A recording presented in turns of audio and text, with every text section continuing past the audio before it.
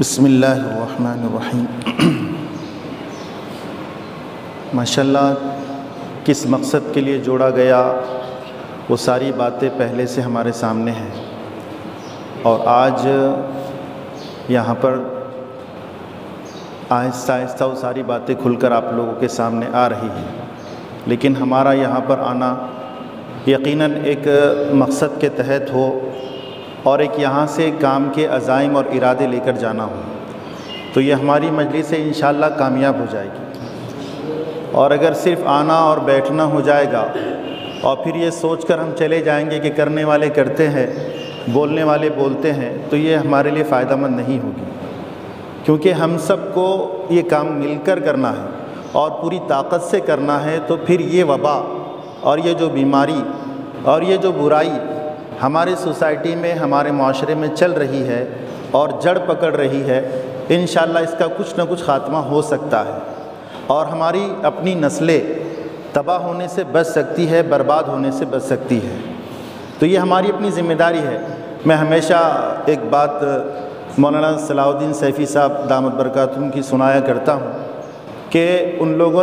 حضرت نے ایک مرتبہ علماء کرام کے مجمع سے یہ سوال کیا تھا کہ بتاؤ اللہ تعالیٰ نے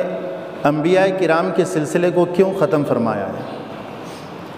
مطلب اللہ تعالیٰ نے انبیاء کرام کے سلسلے کو بند فرما دیا، ختم نبوت آپ علیہ السلام پر ہو چکی ہے، آپ کے بعد کوئی نبی نہیں آئے گا قیامت تک کے لیے، اور یہ معاملہ ختم ہو گیا ہے۔ آنے والا کذاب جھوٹا رہے گا اور ہمیں اس کا مقابلہ کرنا پڑے گا۔ تو کیوں اللہ تعالیٰ نے یہ معاملہ فرمایا؟ جبکہ انبیاء کرام کا جب نزول ہوتا تھا، جب ان کو بھیجتے تھے اللہ دنیا کے اندر،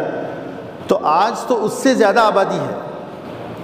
آپ اگر لے لیں تو ممبئی کے لیے ایک نبی کی ضرورت ہوتی ہے، کلکتہ ایک ایسا شہر ہے جہاں خود ایک نبی کی ضرورت ہے، اور پھر پورا مہاراشٹر، پورا کتنے اسٹیٹ اور اس میں کتنے ضلع اور تعلقے، اتنی کثیر آبادی ہے، لیکن اللہ تبارک و تعالیٰ نے نبوت کا سلسلہ بند فرما دیا۔ کیوں؟ کس لیے؟ کہ اللہ تبارک و تعالیٰ نے علماء پر اعتماد فرما کر اللہ نے نبوت کے سلسلے کو بند فرما دیا ہے۔ اب اتنی بڑی ذمہ داری جو نبوت کی تھی اللہ تعالیٰ نے ہر عالم دین پر اللہ تعالیٰ نے دے دی ہے۔ اب اگر کسی کو یہ سمجھ میں آ جائے کہ میرے اس دنیا میں عالم بننے کی وجہ سے اللہ تبارک و تعالیٰ نے انبیاء کرام کے سلسلے کو بند فرما دیا، تو اب میں سکون سے کیسے بیٹھوں؟ میں کیسے اطمینان کے ساتھ زندگی گزاروں؟ میں کیسے اپنی دنیا کے اندر مگن اور مصروف ہو جاؤں کہ میرے اپنی خواہشات کو پورا کرنے میں لگ جاؤں، میری اپنی ضرورتوں کو پورا کرنے میں لگ جاؤں، اور میری نگاہوں کے سامنے عام طور پر بے دینی، بے حیائی اور برائیاں چلتے رہے، اور میں خالی اپنی زندگی ایک الگ لائن سے گزار کر یہ ساری چیزوں کو نظر انداز کر دوں؟ یہ کیسا پھر میں ہوں کہ میری وجہ سے اللہ تعالیٰ نے انبیاء کرام کو دنیا میں آنے سے روک دیا؟ یہ بہت درد کی بات تھی جو حضرت نے فرمائی، کیونکہ وہ کہنے والے تھے اور سننے والے لوگ سن کر واقعتاً اس کو احساس ان کے اندر ہوا تھا، کیونکہ بڑے کی بات تھی، اور میں ان کی بات کو نقل کر رہا ہوں۔ واقعتاً جب سے میں نے یہ سنا ہے تو کچھ نہ کچھ لگتا ہے کہ زندگی میں یہ کام ہونا چاہیے اپنے سے، اپنی مصروفیت، اپنی مشغولیت اپنی جگہ پر، لیکن کچھ نہ کچھ ہمارے ساتھ جب وراثت کا لیبل لگا ہوا ہے، ہم وارث انبیاء کہلاتے ہیں، اور ہم ہر جگہ سینہ تان کر کوئی مسئلہ آ جائے تو یوں کہتے کہ میں انبیاء کے وارث ہے، اپنی عزت لینے کا مسئلہ ہے تو وارثین انبیاء ہم بن جاتے، کوئی اور معاملہ آ جاتا تو وارثین انبیاء بن جاتے ہیں، لیکن جب نبوت والا کام کرنے کا معاملہ آتا ہے تو پھر ہم پیچھے کیوں ہٹ جاتے ہیں؟ یہ ہماری بہت بڑی غفلت اور کوتاہی ہے۔ آج کتنی ریکویسٹ کر کے، کتنے اہتمام کے ساتھ، کتنی اہمیت کے ساتھ ایک نشست کے بعد دوسری نشست علماء کرام کے لیے رکھی گئی کہ بھائی صاحب آئیے، ایک فکر کرنا ہے، ایک درد کرنا ہے، ایک بات کرنا ہے، ایک مشورہ کرنا ہے، کہ اپنے علاقے کی فکر کرنا ہے۔ اتنی لجاجت کے ساتھ ایک مہم چلائے گی تو ماشاءاللہ 50% تقریباً علماء کرام یہاں پر موجود ہوئے آئے ہیں۔ اللہ آپ کو جزائے خیر عطا فرمائے، ورنہ چاہیے تو یہ تھا کہ جیسے اور مہم ہم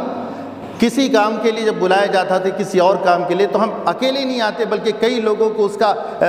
میسج دیتے اور ساتھ لے کر آتے ہیں، اور اس میں ہم لوگ اپنے لیول سے، اپنے اعتبار سے آ جاتے ہیں۔ تو یہ سوچنا چاہیے کہ وہ بھی کام تھا اور یہ بھی ایک اہمیت کا کام ہے۔ اس لیے ہماری اپنی ذمہ داری ہے کہ اب یہاں پر جو تقاضے اور جو نظام طے کیا جائے گا اس کے اعتبار سے اگر ایک ایک ساتھی ہمارا، یہ نہیں کہ بھئی ہماری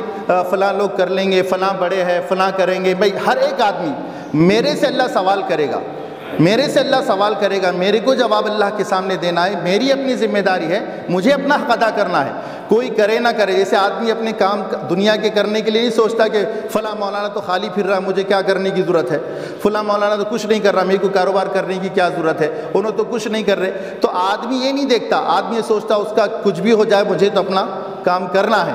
ہو سکتا ہے اس کے بعد بہت ہوگا اس وجہ سے نہیں کر رہا، لیکن میرے پاس کچھ نہیں، مجھے کرنا ہے۔ آج ایسی سوچے کہ ہو سکتا ہے وہ بیچارہ بڑا اللہ والا ہوگا، میری نگاہوں کے سامنے اس کا کام نہیں ہے، لیکن مجھے تو کرنا ہے، میری اپنی ذمہ داری ہے، مجھے ایک درد کے ساتھ کرنا ہے۔ اگر یہ جذبہ اگر ہمارے ہر ایک کے اندر پیدا ہو جائے گا تو انشاءاللہ یہ بھیڑ میں یہ جو برائیاں جو چل رہی نا، آسانی کے ساتھ اللہ تعالیٰ اس کو ختم فرما سکتا ہے۔ ہماری تھوڑی سی فکر کرنے کی، ہماری تھوڑا سا یعنی اپنے کاموں کے اندر اس کام کے ایک تقاضا بنا کر کرنے کی ضرورت ہے، تو انشاءاللہ آسانی کے ساتھ یہ برائی کا خاتمہ ہو سکتا ہے۔ بس میں اتنی ہی گزارش کر کے اپنی بات کو ختم کرتا ہوں۔ جزاک اللہ۔